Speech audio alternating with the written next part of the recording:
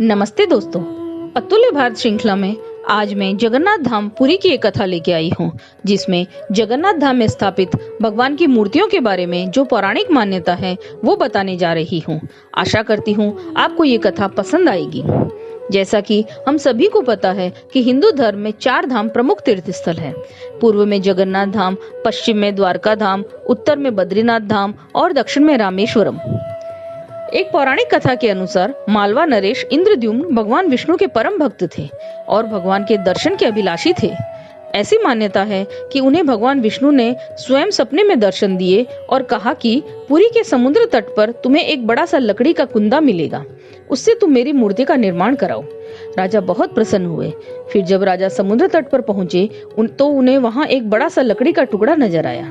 राजा इंद्रद्युम्न समझ गए कि ये वही लकड़ी का कुंदा है जिसके बारे में सपने में बात हुई थी। राजा ने वो कुंदा समुद्र से बाहर निकलवाया और मूर्तिकारों को उसकी मूर्ति बनाने का आदेश दिया, लेकिन कोई भी मूर्तिकार उस लकड़ी से भगवान की मूर्ति नहीं बना पा रहा था। कोई भी उस पर मूर्ति का रूप नहीं उकेर पा रहा था। फिर राजा के सामने एक वृद्ध मूर्तिकार आए। उन्होंने कहा वो इस लकड़ी से मूर्ति बना सकते हैं। साथ ही उस वृद्ध मूर्तिकार ने ये शर्त भी रखी कि मुझे मूर्ति बनाने के लिए एकांत स्थान चाहिए और मैं ये मूर्ति बंद कमरे में बनाऊंगा। मुझे कोई बाधा नहीं चाहिए, नहीं तो मैं कार्य रोक दूंगा। मूर्ति बनते ही मैं स्वयं बाहर आ जाऊंगा, तब तक मैं न कुछ खाऊंगा न पीऊंगा।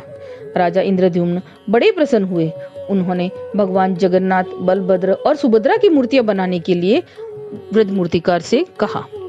मान्यता यह है कि भगवान विश्वकर्मा स्वयं वृद्ध मूर्तिकार के रूप में प्रकट हुए थे। अब वृद्ध मूर्तिकार ने बंद कमरे में मूर्तियां बनाने का कार्य शुरू कर दिया।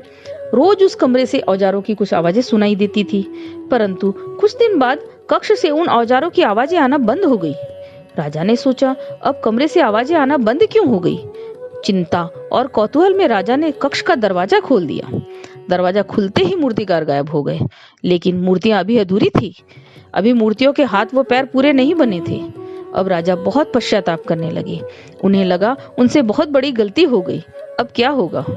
तब नारद जी वहां पधारे और उन्होंने राजा को समझाया कि तुम चिंता मत करो, हो सकता है भगवान की यही मर्जी हो और जिन मूर्तियों को तुम अधूरा समझ रहे हो वे वास्तव में वैसी ही बननी थी। तब मूर्तियां उसी रूप में मंदिर में स्थापित की गई। आज भी पुरी मंदिर में भगवान जगन्नाथ, बलभद्र और सुभद्रा की अधूरी मूर्तियां उसी रूप में स्थापित है।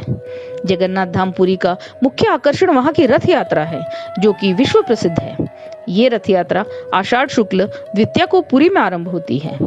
मान्यता ये है कि रथ यात्रा में भगवान जगन्नाथ, बलभद्र और सुभद्रा अपनी मौसी के यहाँ जाते हैं और ये महोत्सव 10 दिन का होता है। आशा करती हूँ आपको ये कथा पसंद आई होगी। और भी रोचक कथाओं के लिए मेरे चैनल अतुल्य भारत को लाइक, सब्सक्राइब और शेयर करना ना भूलें। ये कथा आपको मेरे ब्लॉग में भी मिल जाएगी, जिसकी लिंक आपको नीचे डिस्क्रिप्शन में मिल जाएगी। धन्यवाद।